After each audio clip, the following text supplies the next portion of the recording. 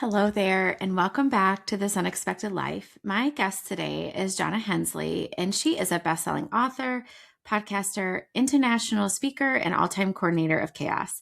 Managing her family of 8, built through biology and adoption, means there's rarely a day that she has a dull moment. She's an avid supporter of disability awareness, education, and advocacy, as well as foster care and adoption. Through her writing, she boldly shares the eternal hope and restoration that heaven offers. Johnna's memoir, Reckless Yes, was a 2024 SALA Award winner, and her newest book, HP and the VIPs, teaches disability etiquette to children and adults alike. In my conversation with Johnna today, we discuss her books, the concept of forever nesting, and how we shift that all or nothing mindset. We also discussed about learning to become comfortable in the questions and the freedom of not knowing all the answers and trusting a God who does. Enjoy my conversation with Johnna Hensley. Well, hello, Johnna. It is so good to see you, really. Hi, It's been it's too great to long. be here. Yes, it has.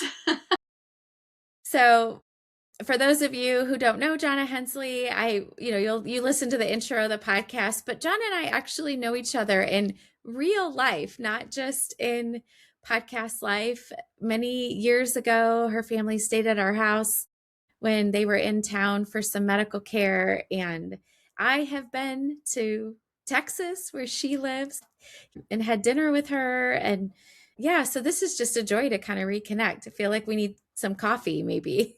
I know, it's so great. Yeah, it's so fun when people that you meet through life circumstances can become your real life friends. So it's exciting to be here with you today. All right. So, for the listeners who are meeting you for the first time, do a quick overview of your family, where you're from, and maybe what your everyday life looks like right now. Sure, yeah. So I'm a mom, living a very chaotic life. I have 6 kids, ranging in age from 18 down to 5-year-old twins. We live in the DFW area in the burbs of Dallas. And so, yeah, we're sort of all over the place. I'm disability parenting, like yourself. I am also living a biracial adoption life too. And so there's just lots of areas where we fit into different demographics of life. And so that keeps me certainly very, very busy, especially the age gap and the needs of everyone. Definitely, for sure. So, I laughed when you described yourself as a coordinator of chaos because I can't remember when it was, probably when we started homeschooling, because I think my kids are about 6.5 years apart, like all 4 of my kids or so. And I started calling us the Holt family circus. Yeah. And and you call yourself the coordinator of chaos. So, what expand on that a little bit, I guess. Yeah, sure. In fact, I'm getting ready to order a custom doormat to go on my front door that says, I hope you like chaos. I've already seen the listing on Etsy and I'm going to click buy. So yeah, like I said, we have a lot going on and it's a lot of different ages. So I'm operating in the like nursing and healthcare space for my oldest. Then I have one who's learning to drive, so we're teaching him how to drive, and we just got him a vehicle. We're working through that. I've got one who just turned 13, and middle school is hard for everyone. We have a third grader who's just, doing softball and doing all the things, and then we've got the twins who are 5, who are just like swinging from the chandelier, and we're trying to provide like a normal life for each of these children. And who even knows what normal is anymore, right? Yeah. But so we're trying to be at all the places at all the times, and so I coordinate that. I say that I'm the Uber driver. I do my morning shift. I come home and I'm the cleaning lady, and then I'm the second shift Uber driver for the afternoon evening. And rinse repeat the next day over and over. So it is definitely chaotic, never a dull moment, that is for sure. Yeah. I think a lot of moms, a lot of parents can relate to that for sure. So let's talk just a little bit about the unexpected in your life. I know you have said that you've never expected disability parenting or adopting 3 times. So, how has God been writing a lot of unexpected into your story? Yeah, this life is certainly not one I would have picked out if I were shopping for a life. And yet here we are. So, my oldest has a disability, one that we learned about in utero. And that was probably the first and largest curveball that my life, presented to me. Um, and kind of jumping into that and just his life and the unknowns and really having to shift my focus onto the eternal, right? Living for eternity. It began to shift my mindset of just how I viewed everything and all the decisions that I was making.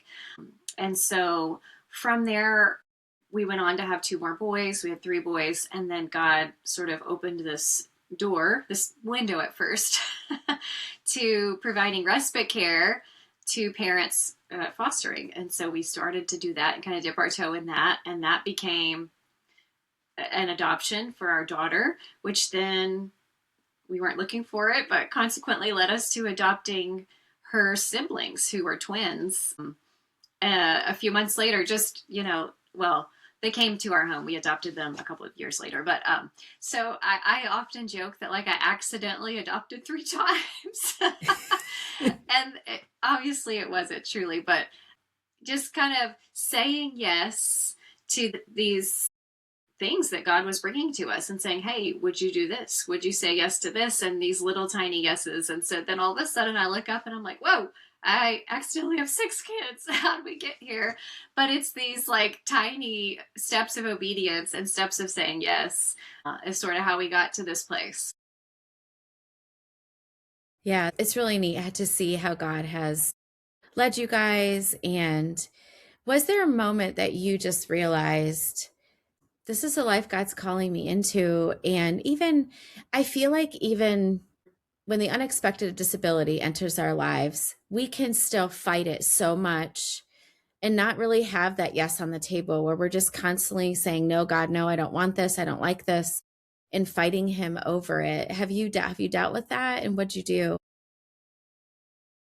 Yeah, I think those first couple of years walking through that diagnosis, even when I was still pregnant, like, excuse me, this is not what I was expecting pregnancy would be, and all these extra Yeah. appointments and all these, just anticipating going straight into a hospital setting, like gross. Nobody wants to do that. And so Yeah. yeah, there was a lot of pushback, if you will, from me of being like, what's going on? This isn't fair. This isn't what I was expecting, and yet still just showing up. And so I think those first few years was a journey of being taken through. Just trust me, this is for a reason. And even today, 18 years later, I'm not fully sure of the reason, but I do trust that there's some kind of master plan, right? And so, yeah, that is a huge part of it. I think for me right now, present day, some of those same similarities and struggles of kind of on the back end of our family and having adopted. And we're walking through some Yeah. serious issues and behaviors where I'm sitting here going, what was I thinking? Why did I do this? And Yeah. I'm sort of at that same journey of going like, okay, you told me to do this and it is really hard and I don't like it. And yet I still Yeah. believe there's a Yeah. master plan. So I don't think it's like a one and done, like, okay, now I believe everything that God says. It's a journey, it's a process, it's ongoing. Yeah. And I think one of the things you're saying too is so often we do want to understand, we want to know all the reasons. And I think maybe it's so we have some type of closure and we're not living in the tension. And I think the biggest thing I take away from what you're saying is trust. God has a master plan, and that's just it's just an ongoing part of the journey of surrender, don't you think? Yeah, yeah, for sure. It's deciding every day that I'm not in charge. I'm just here to do what I'm called to do, but I didn't write the story. I'm just in the story, trusting the author. Yes. Yeah, that's so good. So you have a couple of books. I know your first book is called Reckless Yes, and it's just such a powerful title. How do you continue to say yes to God every day when it's messy, exhausting, you're dealing with behavior issues and then, your oldest son's medical side. And I can't imagine, even just I understand the chaos of my own life. So I can see it's just hard. Do you have some practices maybe that have just become part of your rhythm as a mom that helps you to say yes every day? God, yes, I choose you. Yes, I trust you. Yeah. I think when I wrote the book, it obviously tells the story of like some big yeses, right? Some big tangible yeses. Yeah. And for me right now in this season, it's not those big, tangible, noticeable yeses. It's these small yeses and being okay Yeah. in saying this teeny tiny yes of like, okay, God, yes, I will keep my mouth shut when this kid is trying to engage me in this, you know, thing, or this behavior is popping up, or my attitude wants to be this. Yes, I will choose to stay silent. Or I will, so it looks, it's less extravagant, the yeses. It's more Yeah. of like a quiet conversation between me and God of, okay, yes, I will keep my mouth quiet, or I will respond in a loving way when really I want to, throw things. And so it just looks different, but it's still choosing to say yes in the small things. And so Yeah. that is certainly a practice. It is not something I've perfected, but it's Yeah. just choosing to get up every day and surrender my own attitude and my own will and just do the best that I can. Yeah. Yeah. I love that. And I've been walking through that a little bit too of just sometimes I feel like, okay, this should be going this way and it's not going that way. And so how can I just turn this over, control, and I'm getting ready to do a webinar on lament next week and understanding again the false belief that past suffering does not give me a get out of jail free card for the future for Mm, suffering. yeah, yeah. And I think sometimes we kind of get caught up in that a little bit of, wait, I shouldn't have to be dealing with this. I've already been through so much, God. And it can be easy to kind of embrace the Western mindset of I deserve comfort and I deserve ease and all of that. And I had a conversation with somebody a couple weeks ago that it's really only in the Western world that we believe that everyone else around the globe does not expect that that's part of their daily journey. And I don't know how we can continue to just say yes. Do you have any thoughts about that? I think that's great. That's a great observation for sure. Yeah. Yeah, we want to be comfortable because everyone around us is comfortable and we're not. And that's not true. That's, hyperbole, but it feels that way, right? Right. And yeah, Yeah. you're right. In other parts of the world, it's a completely different situation.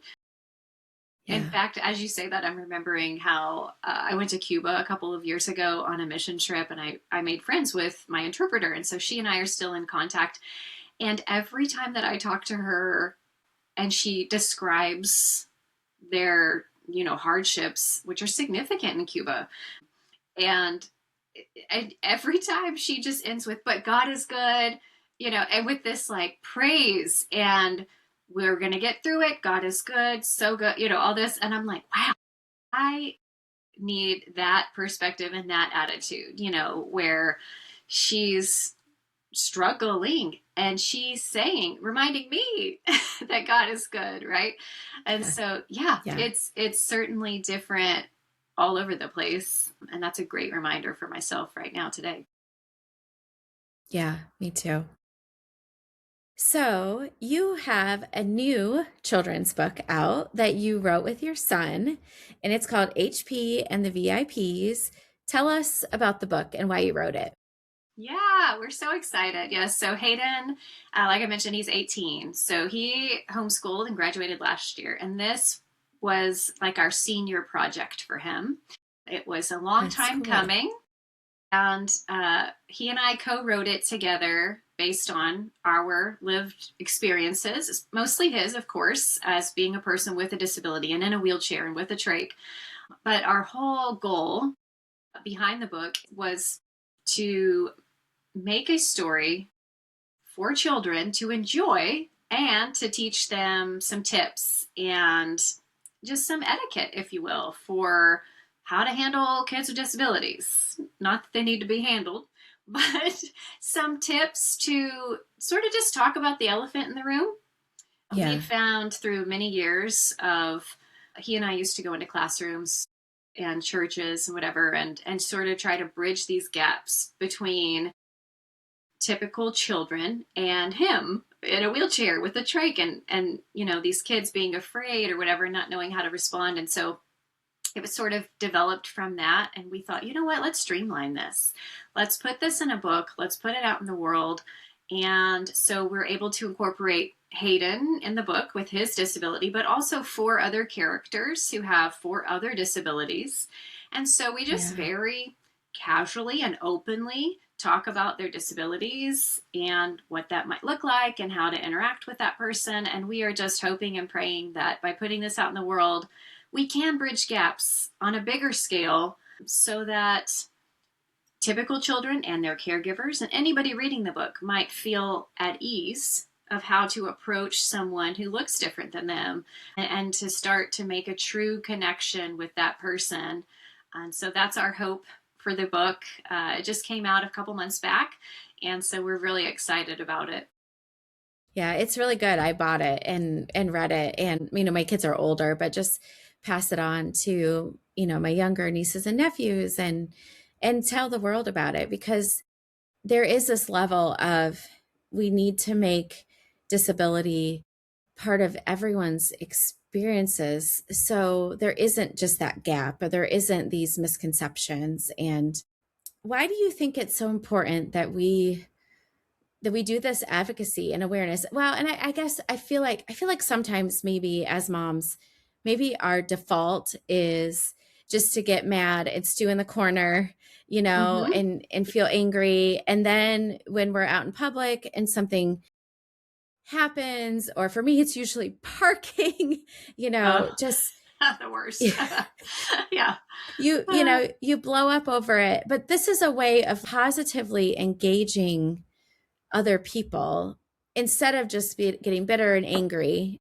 I hear what you're saying. Yeah, for sure. So, what was happening to us often, and probably you've experienced it too, your kid's in a wheelchair, your kid has a trach, your kid has a G tube. There's a lot of things happening. And so, we would be in waiting rooms or at other places out in the community, and kids would stare at Hayden, and it would make me mad. And I was like, Johnna, you cannot slap a child in public. No, I'm just kidding.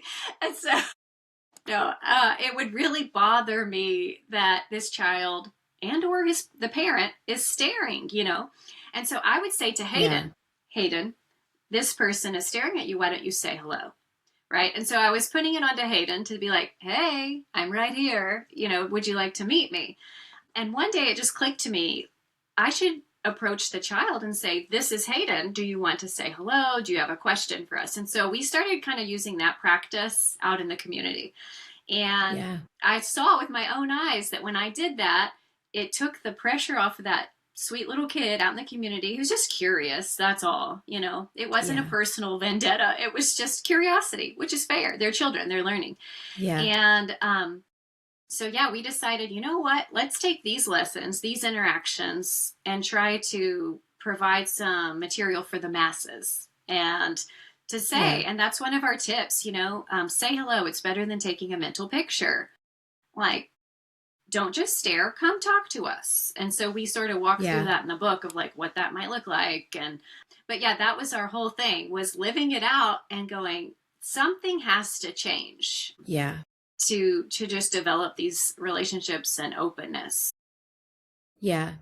And how have those interactions gone when you've interacted with families and kids that way? I'm sure it's not always perfect, but how do you feel like people are receiving, and as we have to teach our kids, if they're able to advocate for themselves and engage with Yes. others in a positive way? Hmm. Yeah, and I think, yeah, you're right. It's not perfect every time, and we're all just humans trying to figure it out together, you know? And Right. so sometimes it might not go great, but at least we're trying something. And I will say that Hayden and I have been taking our book and we're reading it in classrooms. And so I love that's the that. most fun for me because he and I come into the room and all these kids are around and I can see their faces and they're like, ugh, does she know he's in the wheelchair? I don't know. This feels very scary. And then we begin our presentation. And I say to them as a joke, but I'm like, hi, this is Hayden. He's in a wheelchair. We already know about it. It's all good. And then we begin to just sort of, in a light, fun way, explain what his needs are, whatever. And we just open up the floor for Q&A. And by the end of our little presentation, you can see these kids are so chill. The angst in the room has come down. We're all just a bunch of people having a chat. And so Yeah. I've seen it work, and that's what lights me up is when I know that it works, and it makes me excited to spread that message and to just have it working everywhere for so many people. Yeah. Yeah. That's really good. I love that you're doing that, and being out in those spaces. There's been a couple things lately that I think, I really need to just create a video and have a QR code, and because if we feel empowered to advocate for our kids and to bridge those gaps, just out in society, and make it more commonplace and all and more accepting, it's not going to help when we're just stewing over in the corner, getting bitter and angry at the world Yeah, because they're yeah, not accepting our children or for sure. understanding. And that's what this project in this book was for us, was a way to take those feelings that you could just sit on and be bitter and resentful, or you could take that and that's the fuel for your fire, and you go out there and you do something with it. And we do, you and I, parents like us, we advocate for our kids, for their health and for their existence. And I think it's now time for us, at least for Hayden and me, to advocate for his belonging out in the community. And that means bridging those gaps, bringing in those typical children and saying, like, hey, here's how this works. Here's what we'd love to see, you doing. And I think, too, oftentimes, and in a public school setting, perhaps, where SPED students are not doing inclusion and they're off in a Right. centralized program, or perhaps in a private school, they're not, you're not seeing the full population of the world. Right. And so the gaps, unfortunately, these last few years with centralized programming, the gap is bigger. So, what an opportunity to pour into these children while they're small, so that when they enter the real world, which is coming, right, that they would have some tools that they could rely on when they run into people who do look and act differently than themselves. Yeah, for sure. I can also see this being a great tool for churches too, because Yes. sometimes the kids are integrated and sometimes they're not, but I think it's so important. I had this kind of epiphany a few weeks ago. Toby came home from church. He serves in like the kindergarten room. And there are times that I think, are they really using you to the best of your abilities, your gifts? But he continues to want to choose in that area. So I'm like, great. But he came home one day and said, Mom, this little girl gave me a hug today. And I felt like the Holy Spirit just said, just his presence with all those kids every week, or every other week, it's twice a month consistently, that they are around someone in a wheelchair. You don't know Yes. how that could change the Yes. trajectory of their future. Mm-hmm. Yeah. Absolutely. And Absolutely. I yeah, love that. And Hayden serves as a greeter at church. And so he's does out he? in the foyer and he knows everybody and he knows their whole story and he's very social. And so, yeah, like you said, I mean, maybe that's the only interaction that some of these people are going to have with the disability Right. community. And he's more than happy to serve in that capacity. He loves it. And so I do think that there's a place for everybody to serve in some way. Yes, definitely. Definitely. So, one other thing that we kind of chatted about kind of offline is the idea of forever nesting. Can you define what that means as a disability parent in your family? Yeah. So Hayden's, 18. He graduated last year. He's still here. He's here with me, and he always will be. And everybody knows it. He knows it. We know it. Our other kids know it. And, we all, before we had diagnoses involved in our life, we knew the term empty nesting, when we're going to launch these little kids and then we're going to be, empty nesters, and what will we do? And for some families, certainly like mine, we'll be forever nesters. There will always be someone in our nest, Yeah. and that is not ideal. It's not what we would pick, and yet here we are. And so we're just making the best of it and trying to figure it out as we go. And so, because I'm a little sarcastic and I just call things how it is, I say, when I meet somebody, I'm like, oh, I have these many kids and I have an adult with a disability and he lives with me forever. And, till me or him dies, till one of us dies. And we're just in it to win it, and it's just super. I'm sure the people are like, what is wrong with this woman? But to me, it's like, again, call a spade, right? And so it helps me to process, like, this is my reality. It's okay. We're going to be okay. And so we're right now just sort of trying to navigate what that looks like. So we don't always make Hayden come out of his room and come to family dinners, right? He might can just stay in his Sure. room. He doesn't eat by mouth anyway. It's super boring, I don't always make him come to his siblings' sports games or whatever. Because really, I'm like thinking, if I'm an adult, if I'm in college, if I'm working, I'm not going to always be for that. So I'm trying to sort of navigate having him near, keeping him alive, but also letting him have his autonomy and his Yes. adulthood also safely. And so it's holding both of those things at the same time and just figuring it out as you go. And I don't Yeah. think there's a perfect way. And I think every season sort of changes as nursing staff changes. He may have to come with me to more stuff because I have to be there for these other kids. And so you have to tag along. And we're just figuring it out day by day. And that used to really overwhelm me, that it's never going to stop. It's never going to stop. But I'm learning as I walk through some processes of my own of like, okay, calm down. We're not going to go the all or nothing thinking, right? So, like, let's just do Right. today. We're going to be okay for today. And so, just really trying to slow my brain down and not panic over it all is a Sure. daily practice for me. Yes.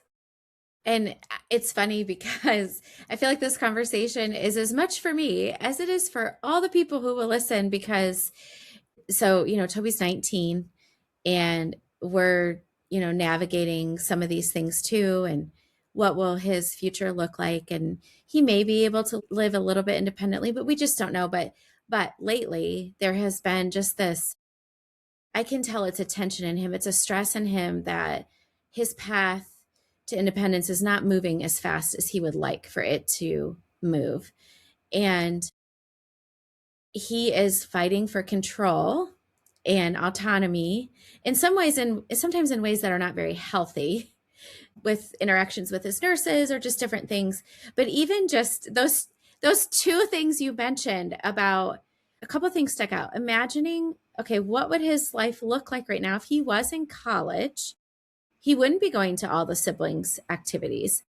It's okay for him to stay in his room. He might be going out to dinner with friends and he wouldn't be at dinner with us anyway. Those two practical things are incredible. Thank you. Oh, well, I'm so glad that helped. It Yeah. did. Like you said, we don't have a neurotypical family. And maybe most people really don't, right? I think a lot of times normal, right, is over glorified, but Agreed. we have to think outside the box a little bit. And what are the ways that we can give our kids this autonomy, this control, this independence that they are craving at a level that's appropriate for them? Yeah. Yeah. So good. So you and I have talked a little bit about trauma and working on our past stories. How has that shown up in your journey, and why do you think that's important as moms of kids with disabilities? Because I am a huge proponent of this, and if anybody's been listening to my podcast for a while, we're going to hit it hard this summer. And you hear me say it a lot about grief and lament and your story and all those spaces. How has it been an important piece for you? Yeah, I think certainly the space that I'm in right now, and especially parenting kids from hard places for me and this season has been very, very challenging. And if you don't do your own trauma work and your own story work, you are faced every day with your own triggers and your own past, and they just show up just right there in real time, right? Like your amygdala doesn't know what year it is. And so I have been living that out, and it's been horrifically painful. And a lot of people don't understand that. They don't, it, if you don't come from a trauma background, it's hard to compute and sort of reconcile that, like, what do you Yeah. mean you're overreacting to this behavior from a child, when it's like, no, I'm reacting as if it's 1980 whatever. And so Yes. that really brought to the surface the things that still needed to be worked out for me and my own backgrounds. And we've all seen these statistics of parenting a child with a disability. That gives you CPTSD, guys. It's complex Right. PTSD. And so that already was going on. And I brought that to the table also before becoming a mother. And so it just was compounding and compounding. And so then life handed me more circumstances where it was evident that I needed to do my own work to be able to be the mother that I'm supposed to be, the daughter of Christ that I'm supposed to be. And this is my current yes, is doing that difficult work, working through things that are hard, allowing yourself the moment to feel and have the feeling, and not just stuff it and move on, and suck it up. Yeah. But, I'm not doing that anymore. I say all the time, I'm too old and tired for that. And I am. I'm not doing that. Yeah. It's time to feel it and let it move on. And so that is sort of the current season I'm in, of finding what that looks like. That's what you and I have talked about, different remedies and workshops and treatment plans for that. But it is something that if you don't work through that, it has its hand on every piece of your life, every relationship, every mindset. And so that's sort of where my focus is right now, is working through that. Yeah. And I've been on this similar journey probably it's been about 6.5 years. And it's funny, I was talking to a friend the other day about how I cannot stand it when people say the past is in the past, just move on, because it doesn't work that way. The way your attachment style, and a lot of us have Absolutely. insecure attachment. There's 3 different kinds of insecure attachment. I can't list them all right now, but there are. And then the way you dealt with pain and trauma and difficulties and just conflict, just simple conflict in your past, is how you carry it into the future and your parenting. And so, listeners, I just want you to know that I have a list of resources, a list of podcasts. I actually just sent it to Johnna last week, of some specific things that you can listen to and work through, just to even begin to have language and to begin to have an awareness and to begin to have labels and names for things, because that's a good place to start. Because I think as you develop this work, it's not that you're just automatically fixed once you do a story workshop or you meet with a counselor or all those things. I think what it is, you get tools in your belt and spiritual rhythms and practices in your repertoire, in your small yeses that you're saying these yeses to every day. So when something comes up, I had something big come up for me this past weekend. It was a little bit easier to recover because I know what to do. I know how to control those thoughts who are over and over just telling me, pull away, don't engage, all those things. And so, Absolutely. Yes. And I think too, it's becoming not necessarily I'm cured, I did it, I'm done. But yes, for me, success looks like just being maybe 1% better. Like can I just do 1%, like just these teeny tiny movements. It's like I did a big huge workshop thing last summer trying to work through a lot of trauma and stuff, and it's the idea was just a 2-degree shift, right? I'm not trying to do a 180. I just need 2 degrees. And if you stay on that path, you're going to see the difference, right? As 2 degrees yes, over time. And so that does help my mindset as well. And for me, I am a part of a 12-step fellowship that has been super, super helpful. I know there's lots of different kinds. There's ones within the church, like a Celebrate Recovery or something like that. I'm doing a different one outside of the church, but they're all spiritual programs, right? And they yeah, all rely on our higher power, our, God, to help us in those moments and to give us the tools we yeah, need to just take the next step and to not just give up and quit, but try for the 1% more today. yeah. And I think it's so easy. We obviously, as disability moms, we carry a lot of shame and a lot of guilt into this journey. And it is a lot easier for us to see all the things we've done wrong and hold contempt for ourselves and hold contempt for the ways that we've coped with trauma and stress than it is to see ourselves the way God sees us as beloved daughters, beloved sons of the Lord. Every time I sit through like a session and they talk about how Christ's love is lavish and all this stuff and how beloved we are, I cannot hold it together because there are times deep down in my heart, I do not believe it. I do not believe it. And I love how you said those degrees, just 1 degree, 2 degrees. And I think that's where we have to set aside this perfectionist mindset of we're Absolutely. fixed. Oh, it's all gone. It's all cured. Rather than if I look back to, I had my counselor do this one time. How'd you handle that situation differently than in the past? And I thought, wow, yeah, that was way better. Yes. She said, Yes. look, Uh-huh. see?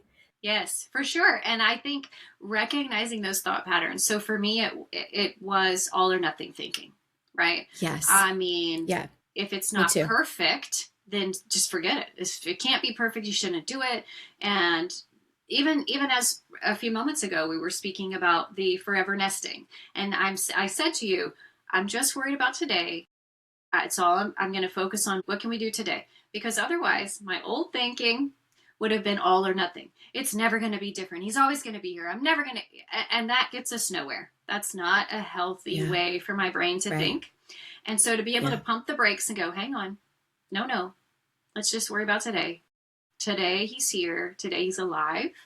I'm alive. Here we are. What can we do with today? And but recognizing those thought patterns of the all or nothing, the perfectionism. For me, it was being addicted to excitement and chaos, which I am me too. coordinating chaos, but Yes. and now as I ponder and I'm like, did I choose this because this was my addiction? I don't know. And so these are all just things that you kind of just explore, right? And but I do think recognizing the way your brain works and celebrating those teeny tiny wins and going, you know what? Old me would have looked like this, but today, this is who I am, right? And then just walking in that. Yeah. Yeah. So beautiful. So I'd love to just wrap up with this last question today. Whoever's listening, I know they're in the middle of their unexpected life and their unexpected journey. What is a truth or encouragement that you would want them to hold on to? Yeah, I think for something that I've learned over these last probably 3 years since I've been really walking through a lot of my stuff is just to be comfortable in the questions, in the question mark, Yeah. in the space where you're asking God, like, are you for real? What are you doing? And to be comfortable not knowing, to trust that God does have a big plan and to save the platitudes and the it all happens for a reason. No, okay, save that and just sit in the space where you're going, what is happening, God? Why are you doing this? And to really believe that he can handle that. He can handle your questions Yes, and absolutely. he can take it, right? And to just be okay with not knowing. I think a lot of times in the church, and it's there always has to be an answer for something. This is the question, this is the answer, and they go together, and there's like no wiggle room, if you will. And I'm finding a lot Yeah. of peace in the wiggle room. There's some freedom in just not knowing. Be okay with that. And recently I started working with a spiritual director, which sounds a little woo, but she sits with me in the questions, and we sit together, we pray and ask the Holy Spirit, like, hey, can you show up here and guide Johnna through whatever you're trying to show her? And so one thing that I take away from that is, am I willing to be willing? And that has helped me so much because my old brain wanted to be all or nothing. If I can't be perfect, then I'm not worth anything, whatever. And now my brain is like, am I willing to just believe God that I am adored Yeah. and loved and cared for? Am I Yes. willing to believe that? It just takes the edge Yeah. off. And I do think there's some like, okay, let's the pressure out of the pressure cooker a little bit. And Yeah. you get to be present and just kind of rest in that. So for me, that's been very comforting. Yeah. So good. And I'm not going to add any more to that because that was beautiful. Johnna, where can the listeners find you and your books and your podcast that you have? We'll have all the links in Yeah. the show notes. Yeah. Both our books, well, mine and Hayden's book, HP and the VIPs, is available on Amazon. We also have autographed copies that we sell on a separate website, and I'll let you provide the link. My book, Reckless Yes, is on Amazon as well. I got to record the Audible version. So if you have ears for Audible, then there you go. And yes, Hayden and I have a podcast that is called Listen to This. And he and I just use our snarky, sarcastic humor to bring light to disability living with silly stories. And he enjoys that tremendously. We are on Apple, Spotify, and YouTube. So we're out there. And I like to say that that's his career. He is an author. And he is a podcaster, and he's created his own little prayer ministry. So he stays busy doing that, and it gives us something to do together. So good. Well, we'll put the links in the show notes. And thank you for being here today. This was a great conversation. Thank you so much. I enjoyed it.